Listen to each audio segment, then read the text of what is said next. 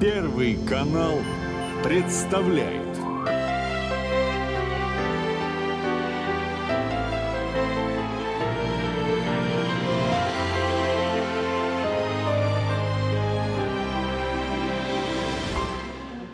Итак, дорогие друзья, прямо сейчас в нашей студии начинается обследование, которое называется электромиография. Это обследование позволяет определить, жив нерв или мертв, и дает возможность врачу ликвидировать боль идеально, правильно. Всегда ли виноваты межпозвонковые грыжи? Или они ни при чем? На этот и многие другие вопросы ответим в программе «Жить здорово». Кнопка запуска давления. Храпящие люди, известно, страдают больше гипертонической болезнью, страдают больше сердечно-сосудистыми катастрофами. Почему среди храпунов много гипертоников? И как им привести давление в норму? Нас к себе манила. Малина – одна из моих любимейших ягод. Я даже встретился с медведем в Красноярском крае случайно в Малиннике.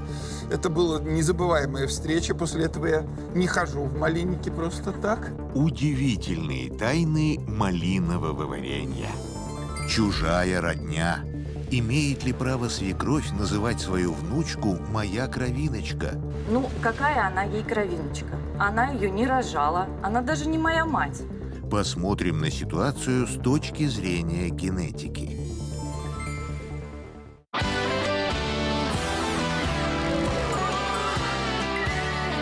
Итак, друзья, начинаем мы с темы, посвященной гипертонии. Гипертония – последствия, гипертония – причины. Сегодня будем говорить о гипертонии и храпе. И напомню вам для начала, что нормальное давление ниже, чем 120/80. И вы знаете, у нас есть знаменитое приложение, абсолютно бесплатное, которое называется «Мое давление». И, Герман Шеевич, вы не представляете, сколько людей пишут. Вот, ваше приложение мне написало, что у меня 150 и 90 – это гипертония, а это мое рабочее давление. Или что-то еще. Это просто бывает смешно. Я могу к вам слушать. подойти, Елена Васильевна? Герман Шаевич, я жду, когда вы ко мне подойдете. Вы не то, что можете. Это счастливые минуты моей жизни. Я хочу пригласить к нам нашего прекрасного героя Геннадия Евгеньевича Борисевича. Идите к нам, пожалуйста. Я хотела сказать, хоть я и рада, что подошел Герман Шаевич, но Геннадия Евгеньевича я полюбила первым. Спасибо. Причем на самой первой встрече нашего проекта «Мое давление, моя ответственность», когда я сказала, вот приложение, оно бесплатное, вы должны внести сюда ваши данные. Он сказал, у меня все с собой, и я все внес. Я была просто потрясена. Покажите ваше приложение. Это бесплатное приложение. И здесь человек вносит свои данные, данные своего давления, вносит лекарства, которые он принимает, вносит обследование. И система дает ему все советы, правильно? А врач имеет возможность одним махом все проверить. Значит, вот у Геннадия Евгеньевича это суммарно шкала, в основном зеленая, но 2 было пика, 124,82, 124,82. Ну, смотрите, это, в общем-то, Нормально приемлемая повышенное компенсация. давление. Но это прекрасная компенсация, да? Вот Да. эти желтенькие столбики, это всего лишь 124,82. Все равно это уже повышенное давление, но нормально повышенное давление, которое ничего не требует. А пришел, какие цифры были, помните? Да, 155, 97 и так далее. 97. За время проекта я с приложением и после консультации с своим врачом 3 раза изменил препараты и их дозировку. И после этого В соответствии с результат рекомендацией приложения, ну и чуть-чуть дисциплины приложения. Оно утром заставляет померить давление, принять таблетку. В этом и плюс, правда? да, В конечно. чем еще плюс? Врач не может жить с каждым человеком, правильно? Но приложение каждый день в контакте. И вот это самое лучшее. Сегодня мы говорим про храп. Храпите, пациент Борисевич? Есть такой грех.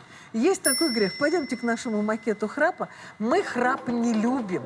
Для нас храп – это не неудобство во сне, Геннадий Евгеньевич, для нас храп – это что такое? Это проблема сердечно-сосудистой системы. Вот смотрите, вот это нормальные воздуховодные пути, правильно? А когда у человека храпит, они просто западают и создают тут сужение. Препятствие. Вы понимаете меня? И вот тогда получается вот такой храп. Давайте посмотрим, как храпят реальные люди в реальной жизни.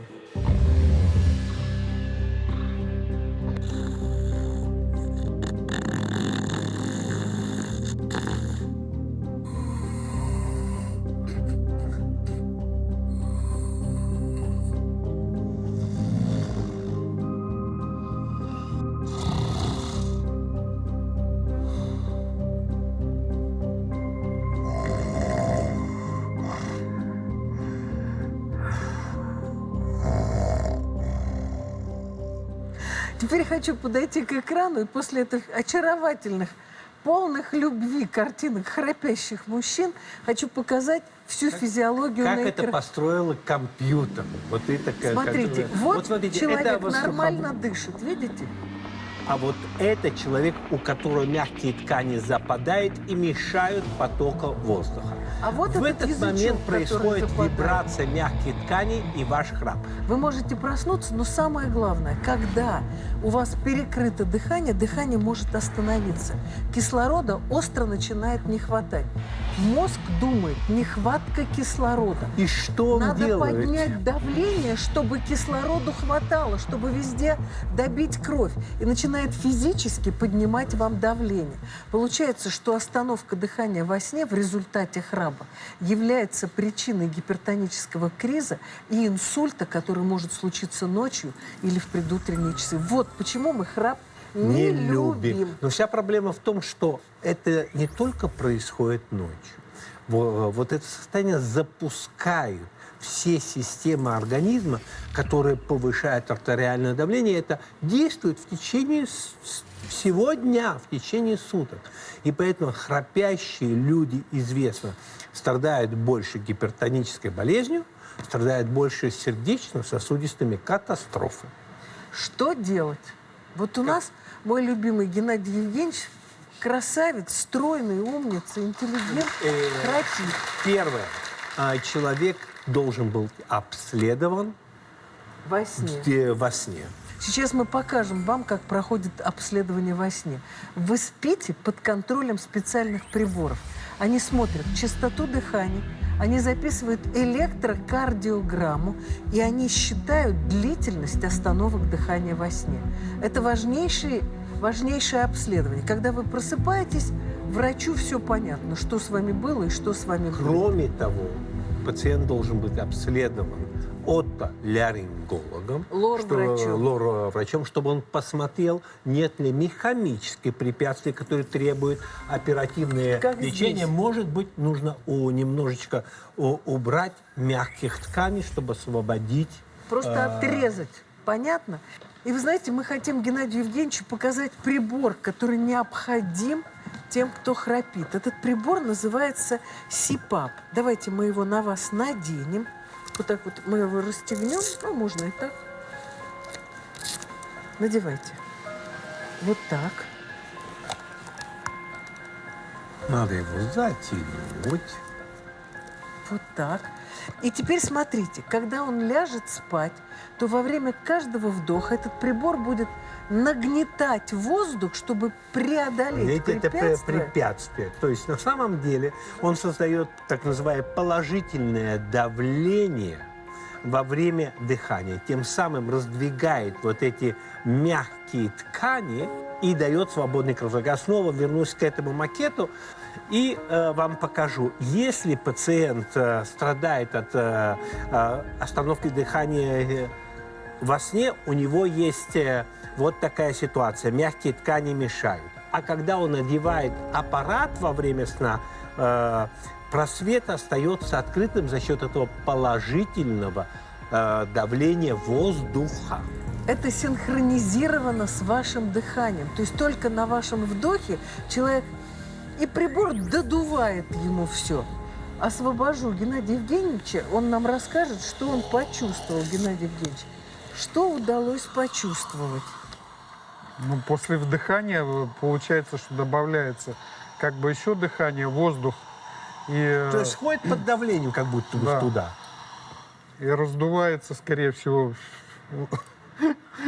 щеки, гортань, и уже перестает. Самое как бы интересное, пациенты, подтягиваться которые можно. привыкли спать с ним, потом он отказаться не может, потому что настолько улучшает качество сна, настолько снижает артериальное давление, что это просто значительно улучшает качество жизни и убирает полностью сонливость в течение дня.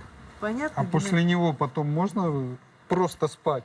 Если аппарат забыл Нет, дома. просто спать вы будете просто спать. И нужно проверить У лор-врача. врача. Может быть, можно сделать операцию и убрать немножко мягких тканей. И тогда будет все в порядке. Понятно? Ну, просто сейчас, чтобы не поднималось давление ночью, чтобы ночью не случилось инсульта, вот этот прибор СИПАП – это спасение. Понятно?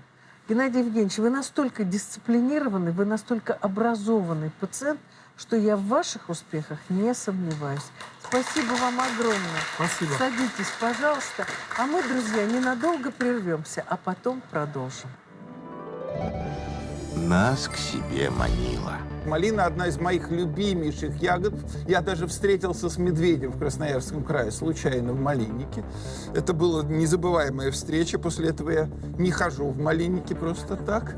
Отмечаем День малинового варенья. Не отпускает боль?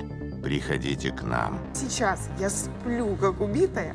Я хожу пешком километры, и я настолько рада, у меня мурашки по всему телу. Служба болей. Здесь работают профессионалы.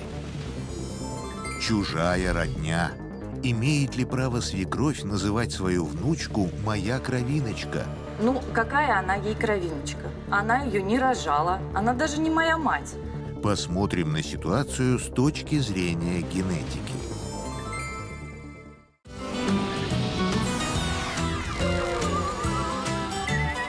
Ну что, друзья, это программа «Жить здорово», и Михаил Егорович тут нам подваривает малиновое варенье. Давайте внесем малиновое варенье, уже готовое, в студию, и поговорим про малину.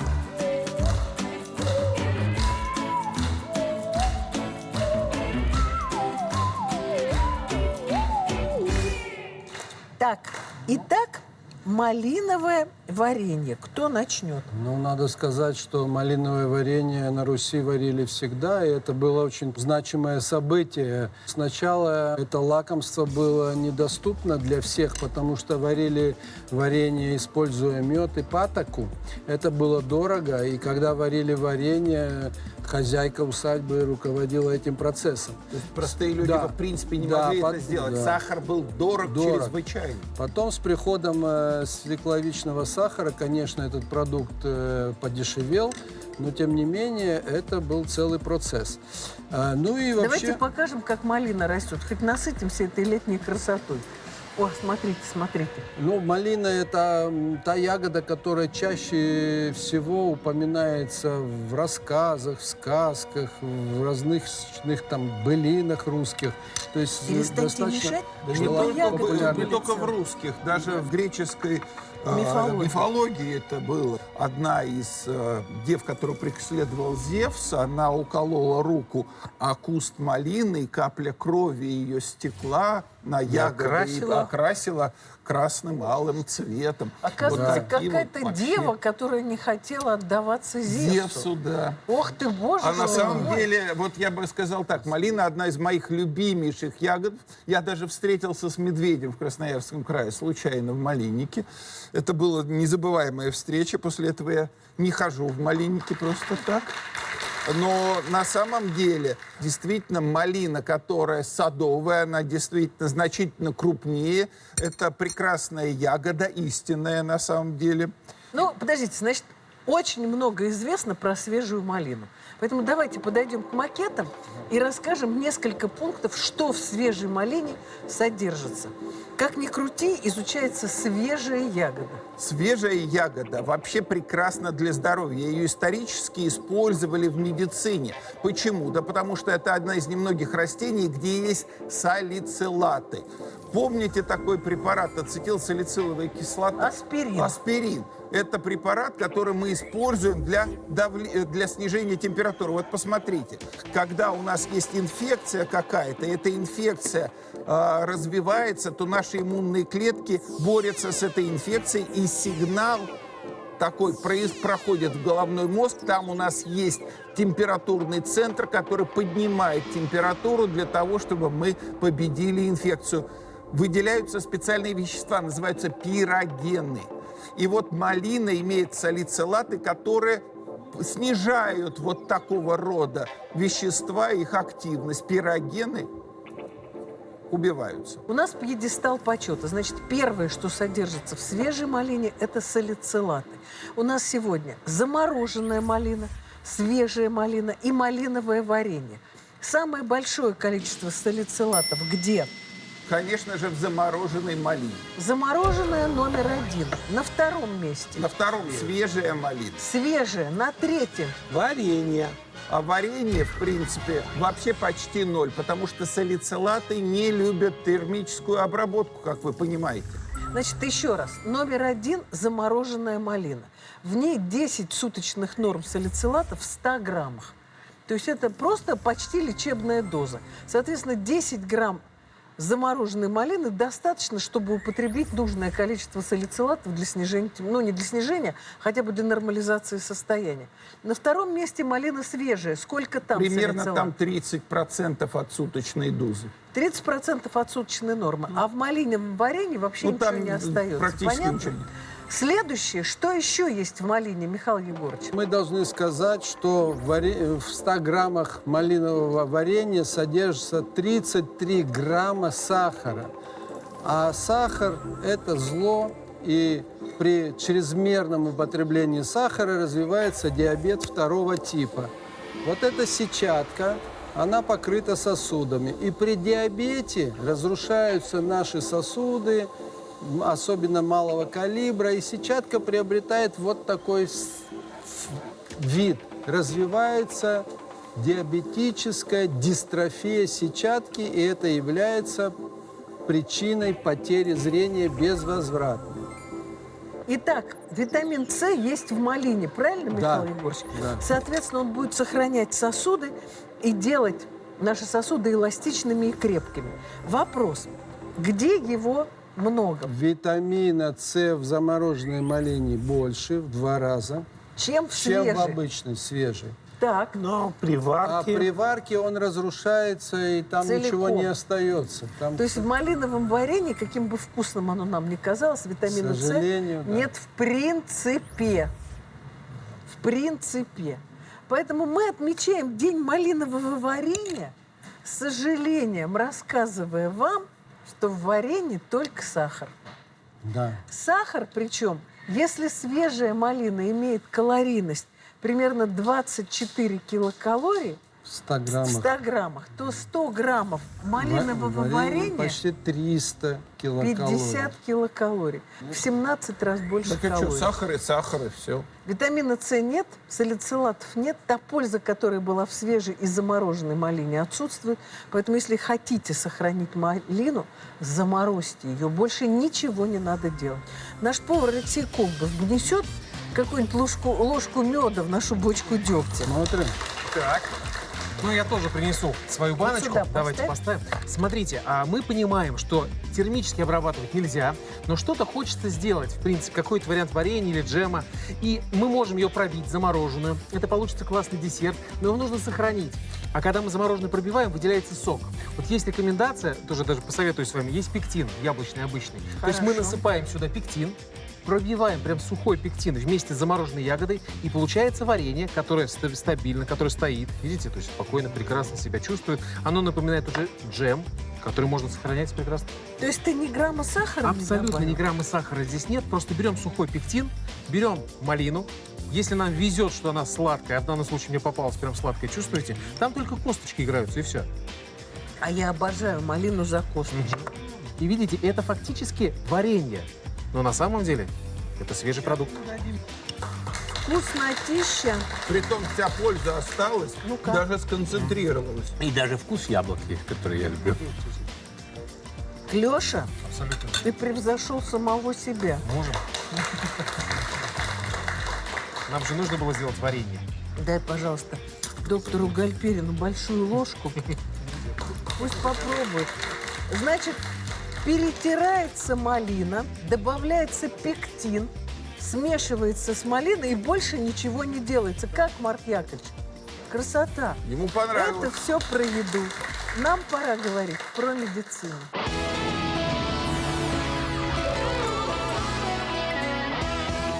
Ну что, дорогие друзья, у нашей гости была боль в шее и в руке.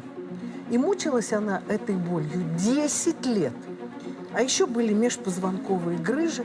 И, в общем, тем докторам, которые ее лечили, было понятно, раз грыжи есть, есть ущемление нерва и надо лечить. Но боль не проходила. Сегодня у нас работает наша клиника боли, и мы начнем с обследования, которое позволяет понять, где источник боли, в корешке, то есть там, где грыжа межпозвонковая, или совершенно в другом месте. Андрей Юрьевич Русаков, блестящий врач-невролог, проводит исследование, которое называется электромиография. У Наташи это исследование не первое, правильно, Наташа? Как раз перед процедурой ей это исследование сделали. Болела шея, правильно я понимаю? Да, болела, настолько болела, что боль не прекращающая. То есть даже ночью вот просыпаешься, чувствуешь эту боль, начинаешь ходить по дому, что-то вот как-то ее старалась перебить, перепила кучу таблеток обезболивающих. Но Вот ничего. Еще раз, на МРТ грыжи 3 штуки в шее. Ну, как говорится, грыжи есть, диагноз есть. Правильно, Андрей Юрьевич? Совершенно верно. Это в неправильной ситуации. А если в правильной, то мы должны топически провести диагностику, посмотреть и убедиться, что действительно это корешок или периферический нерв, или это страдает какая-то другая структура, например, фасеточные суставы. Итак, это обследование нашей гости проходило как раз у Андрея Юрьевича. И Андрей Юрьевич поставил сюда электроды. Андрей Юрьевич, давайте. Да, чтобы посмотреть, как это... Что вы определяли? Мы сейчас определяем проходимость периферического нерва, срединного нерва в частности. Вот таким образом мы определяем ответный сигнал срединного нерва, повышаем амплитуду, фиксируем его и потом анализируем, какая у него скорость проведения, какая амплитуда движения и латентность, то есть задержка. Когда это исследование было закончено, то оказалось, что грыжи 3 штуки, которые считались причиной боли, к боли никакого отношения не имеют. Абсолютно, Правильно, да. Андрей Юрьевич? Совершенно верно. Вот это называется топический диагноз. Топический значит найти место. Я сейчас хочу, чтобы Андрей Юрьевич вас освободил от этих электродов, потому что когда стало ясно, что грыжа здесь ни при чем, пациентку направили к доктору Гальперину, которого мы называем повелителем боли, и он уже точно знал, что грыжа здесь ни при чем, что вся проблема вот в этих вот суставах шеи, которые у этой пациентки состарились так, что болели. Поэтому он знал, что делать.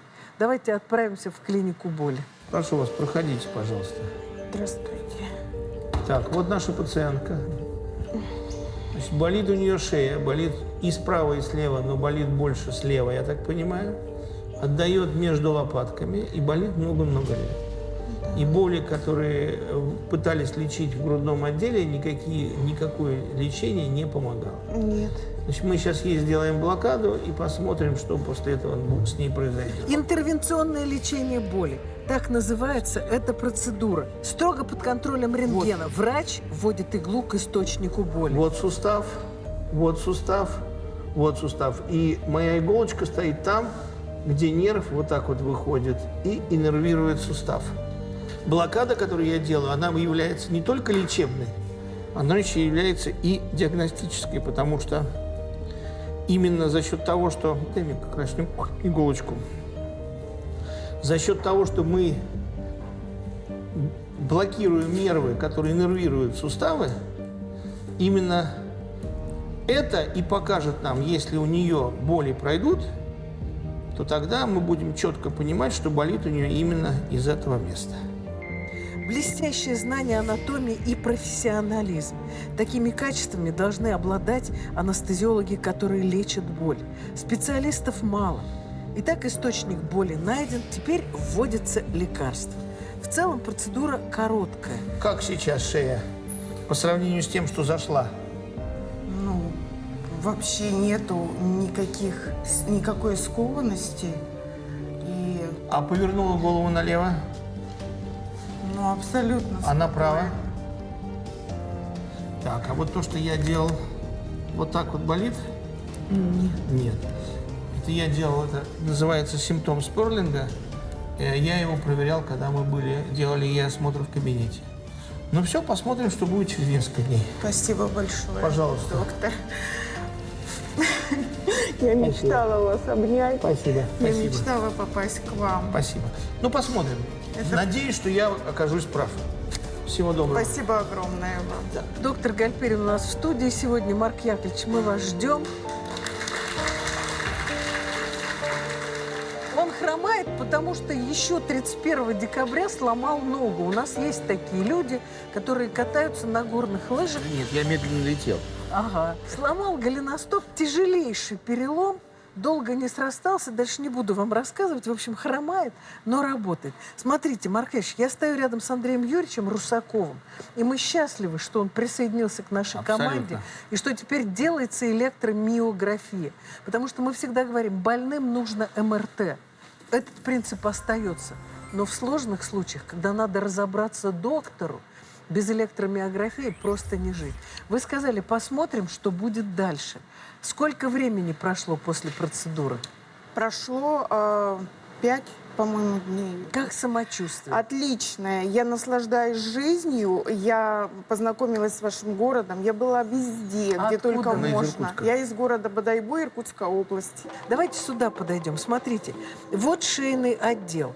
У вас везде, где можно, в 3 местах были грыжи. Очень важно было сделать электромиографию, чтобы доказать, что грыжи ни при чем, или наоборот, что Нет, грыжи можно, при Елена чем, Васильевна, правильно? Значит, когда мы посмотрели видео, в жалобах присутствовала не только жалобы на боли, а еще на онемение в руках, что является очень симптоматично для именно ущемленных корешков, для симптомов, вызванных грыжей. Причем у нее боль отдавала не столько в шею, сколько вот сюда, вот между лопаток.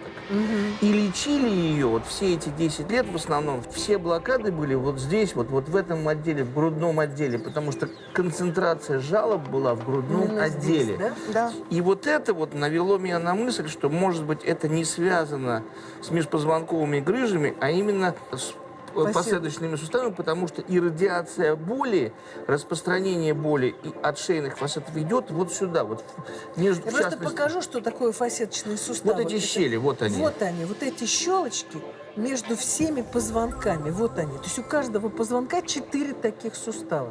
Поэтому всегда делается на несколько Вот, уровней. и когда блокада. у меня возникло это предположение, для того, чтобы его подтвердить, мы и сделали электромиографию, чтобы вот этот вот диагноз ущемленных корешков в результате грыж убрать. Потому что если мы пойдем по проторенному пути, мы опять окажемся в ситуации, когда мы ей помочь не сможем.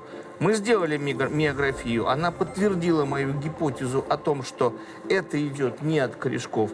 Ну а дальше все было относительно просто. Мы сделали блокаду с одной стороны, потом блокаду с другой стороны. Она мне сказала, что вчера она обошла всю Москву пешком. Да. Это счастье. Спасибо, Я блестяще. была во многих местах. И я, вы знаете, хотела бы очень сказать, до и после. Если до приезда к вам, я могла только 100 метров от дома до магазина и обратно. И просыпалась с тем, что не чувствовала руки, онемение было Вот это вот полностью. онемение, о котором она я вот говорила. ее брала как не свою. То сейчас я сплю, как убитая. Я хожу пешком километры, и я настолько рада, у меня мурашки по всему телу, потому что это просто чудо. Не онемение, это мурашки от удовольствия. От удовольствия однозначно. Вы знаете, чудеса всегда в руках спасителей.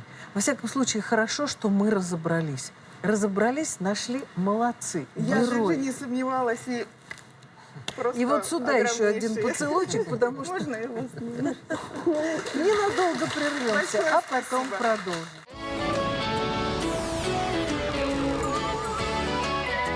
Ну что ж, друзья, в нашей студии «Труба правды» это значит, речь пойдет о семейном конфликте. Конфликт простой. Рассказывайте вашу историю. Дело в том, что я не люблю свою свекровь. Я, когда ее первый раз увидела, сразу поняла, что я не буду держаться от нее подальше и буду поменьше с ней общаться. К счастью, она в наши отношения с мужем не лезет и сына своего против меня не настраивает. Но вот оградить ее от своей дочери я не могу. Она постоянно указывает мне, как ее воспитывать. Покупает ей игрушки какие-то, которые мне совершенно не нравятся. Но больше всего меня раздражает, когда она называет ее «моя кровиночка». Ну, какая она ей кровиночка? Она ее не рожала, она даже не моя мать. Помогите мне, пожалуйста, расскажите, как вот рассказать свекрови, объяснить ей, что она, в принципе, не имеет отношения прямого к нашей семье. Она просто наша родственница. А скажите мне, пожалуйста, вот как вы сами думаете, вы вышли замуж за сына этой женщины. Какая все-таки часть крови у дочки вашей от той семьи? Ну, наверное, есть какая-то минимальная. Ну, давайте в процентах, сколько вы даете? Ну, не знаю даже. Наверное, 20. 20, как говорится, с трудом выторговали. Это вообще очень интересный генетический феномен, да? Абсолютно. Я хочу сейчас просто рассказать, как на свет появился мальчик, ваш муж. Ваш муж. Михаил Егорович, вам играть мальчика. Вставайте Да. в серединку. Я мама, я свекровь. Да. Андрей Петрович, вы папа мужа нашей героини. Смотрите, я мама. Мама имеет 2 X-хромосомы. Девочка любая имеет 2 X-хромосомы. Андрей Петрович папа, вот мужа. У него X и Y-хромосомы. Когда рождается мальчик, папа отдает ему только Y-хромосому. Это мужская хромосома. Мама отдает ему X-хромосому. Мальчик имеет X-хромосому мамину. Отцепитесь, Андрей Петрович. Я просто пытаюсь Нет, пояснить, что это. Да. И Отдал. Y-хромосому папину. Все. Теперь, Андрей Петрович, уходите. Да.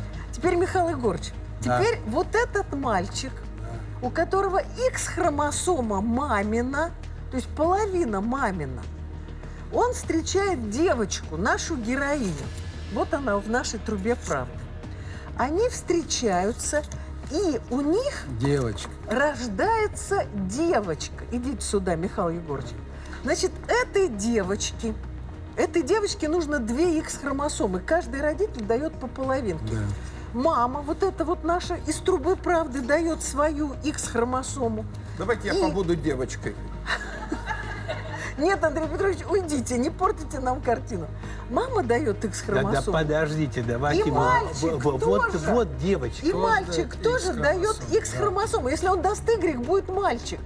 А здесь девочка. То есть он хромосому своей мамы отдает своей дочке. Все поняли, что мы рассказали? То есть, объективно говоря, одна X-хромосома у вашей дочки ваша, а вторая X-хромосома вашей свекрови. Ничего себе. Ничего себе, это генетика.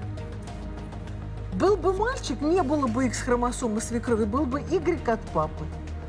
Понимаете? А теперь одна X-хромосома нашей гости, одна X-хромосома свекрови.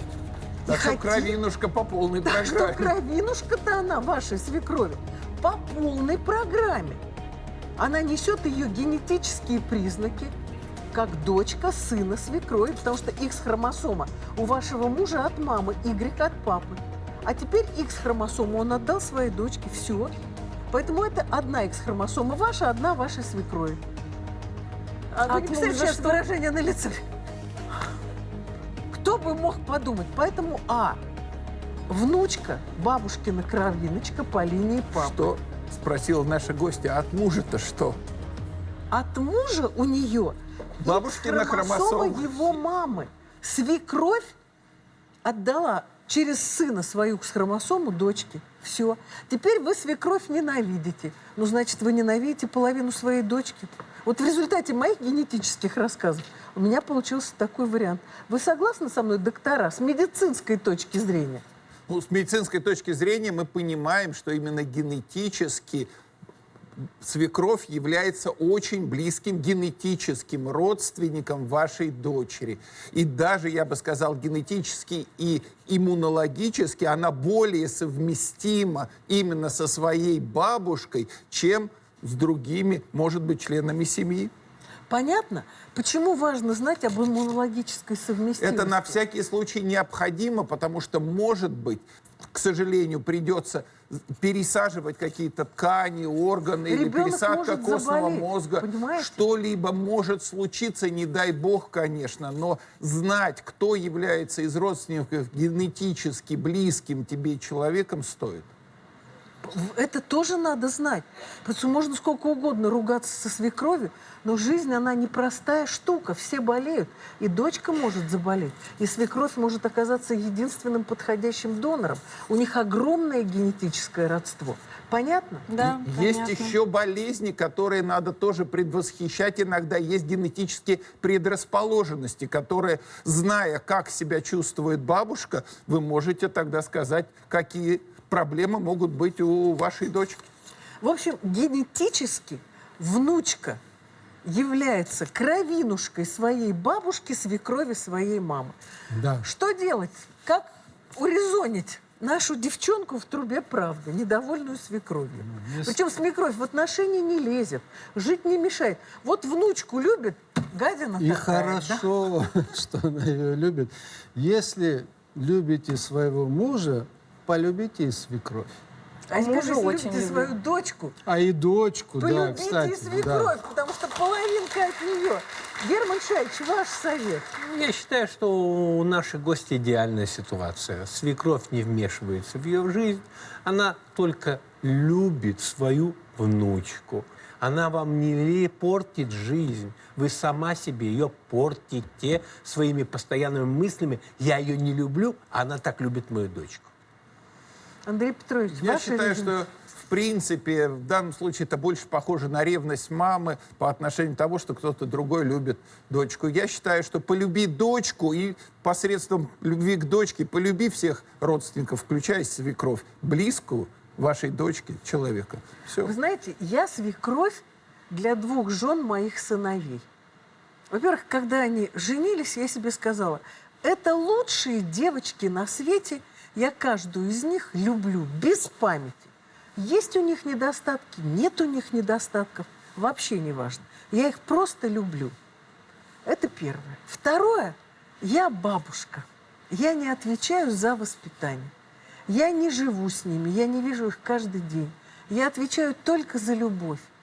Родители могут не давать сладкое, не покупать мороженое, требовать там, чтобы ели мясо или что-то еще. Я приезжаю, и мне мой старший внук говорит, бабушка, пошли в кафе мороженое.